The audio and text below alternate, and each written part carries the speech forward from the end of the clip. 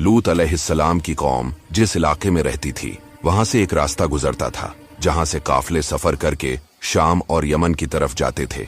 उसी रास्ते में लूत की कौम की फसलें और फलों के दरख्त थे। जो भी काफला या लोग वहां से गुजरते वो उन फसलों या फलों में से जरूर कुछ न कुछ तोड़ लेते। इस वजह से लूत की कौम के लोग बहुत तंग आ चुके थे। उन्होंने आपस में मशवरा किया कि कोई ऐसा काम किया जाए कि लोग इस रास्ते पर सफर करना छोड़ दें।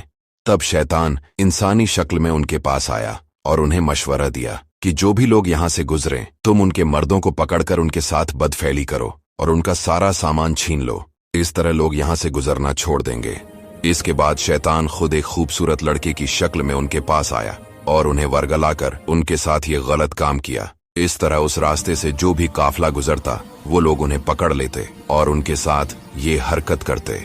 आहिस्ता आहिस्ता उन लोगों ने आपस में ये काम शुरू कर दिया और अपनी औरतों को छोड़ दिया।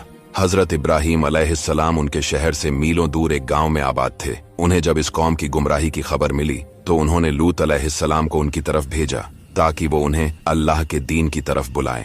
कुछ रिवायतों के मुताबिक लूत अलैहिस्सलाम इब्राहीम अलैहिस्सलाम के कजन या भतीजे थे और जब नमरूद ने इब्राहीम को आग में डाला था और वो सही सलामत आग से बाहर निकल आए तो नमरूद ने गुस्से में आकर उन्हें अपने मुल्क से बाहर निकाल दिया। हजरत लूत हजरत इब्राहीम के साथ ही रहते थे और उनके कामों में उनकी मदद करते थे, इसलिए वो उन्हें भी साथ लेकर नमरूद के मुल्क से चले गए और उस गांव में आकर आबाद हुए। उस वक्त तक ये खबर हर तरफ फैल चुकी थी कि इब्राहीम आग से सही सलामत बाहर निकल आए।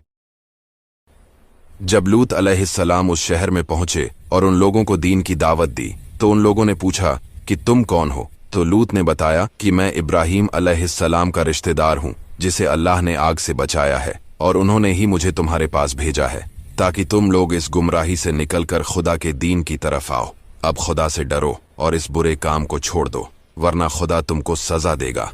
वो सब इस बात से डर गए और उनकी हिम्मत न हुई कि लूत अलैहिस्सलाम को कोई तकलीफ पहुंचाएं, लेकिन उन्होंने लूत की बात न मानी और उसी गुमराही में पड़े रहे। इसी तरह जो शख्स भी उन लोगों के शहर से गुजरता वो लोग चाहते कि उसके साथ बदफैली करें, लेकिन हजरत लूत उस शख्स को उनके हाथ से बचाया करते थे। लूत अलैहिस्सलाम काफी अरसे तक उसी शहर में रहे। उन्होंने वहां की एक औरत के साथ निकाह कर लिया था। उस औरत से कुछ बच्चे पैदा हुए।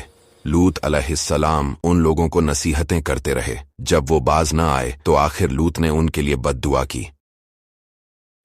एक दिन हजरत इब्राहीम अपने घर के पास कुछ काम कर रहे थे कि अचानक उन्होंने देखा कि 4 लोग उनके पास आकर खड़े हैं। उन चारों ने सलाम किया तो हजरत इब्राहीम ने जवाब दिया